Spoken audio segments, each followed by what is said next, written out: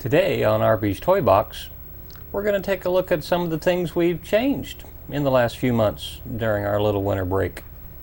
Let's check it out.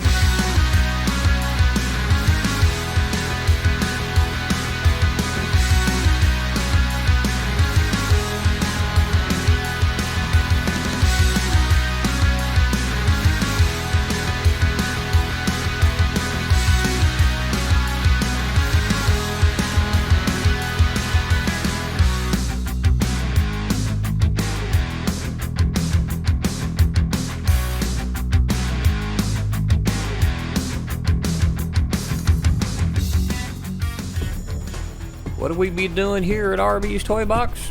Making some room. We are out of room.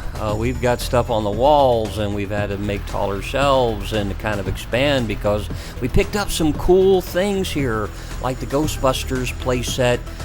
We picked up some new Viewmasters, the Weltron. We've added a couple of televisions, actually 4 different televisions, retro obviously, and then coming down to some of our retro toy collectibles and kind of just expanding upon some of the things we are already doing. When I say we, I mean me.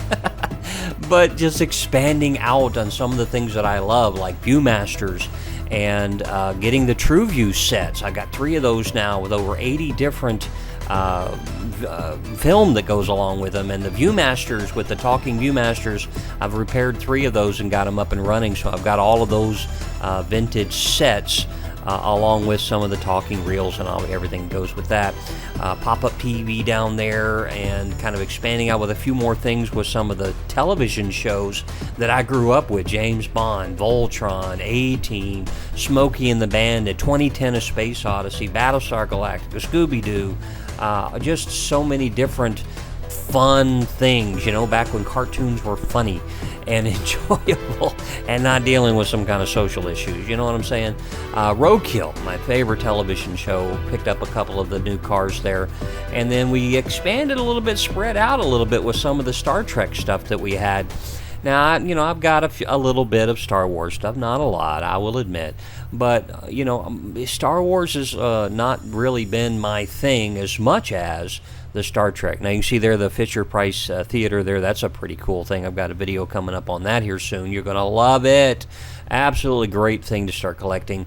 Here's my little bit of little world of Star Wars here. I've got a couple pops, mostly, the Star Trek pops and so forth. But when we start going back out here, you can get into collecting whatever you want. I mean, I collect things that meant something to me to a certain extent, or once I kind of found some of the things that I grew up with as a kid, I branched off from that. Cars and Star Wars and vintage electronics and things with buttons. I love buttons and switches, and just expand from that. There's my little niche of the 70s there with my shag carpet and the television. It took about 3 hours to get that baby up and running, but it's working fantastic now. And again, expanding out what do you love? What do you love to do? What do you love to collect? And then go after that. If it's vintage, there's all places to source that, whether it's antique stores, yard sales, flea markets, neighbors. I mean, there's just so many different things there that you can enjoy.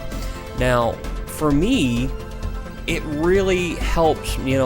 Some of you know about some of my military issues and losing my memory and so forth. And when I pick up something in an antique store that I used to have, or my mom and dad had, and I smell it and I touch it, it builds back brain cells. It really does. It helps to open some stuff up. There's some of my James Bond phones there. And of course, my Trek wall, Star Wars and Star Trek opened up the avenues of science fiction for me and let me see things from a different perspective.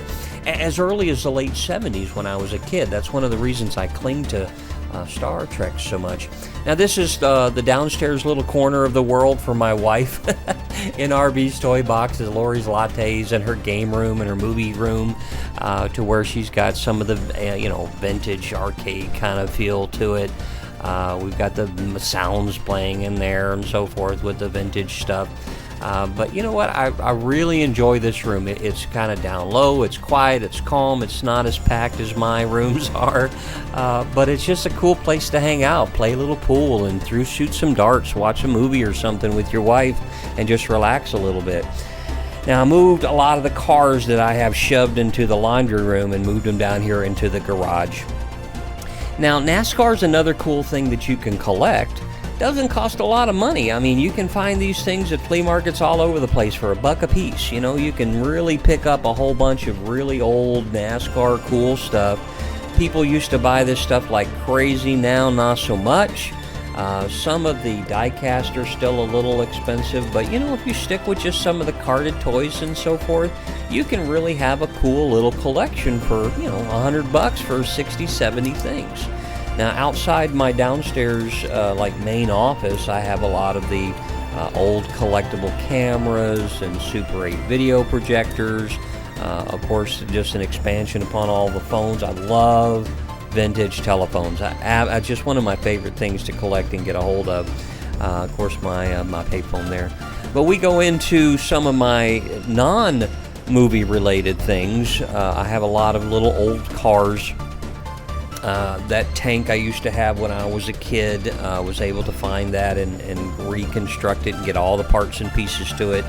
And I got a video coming up on that. You're going to absolutely love that video. There's my finger sticking in there.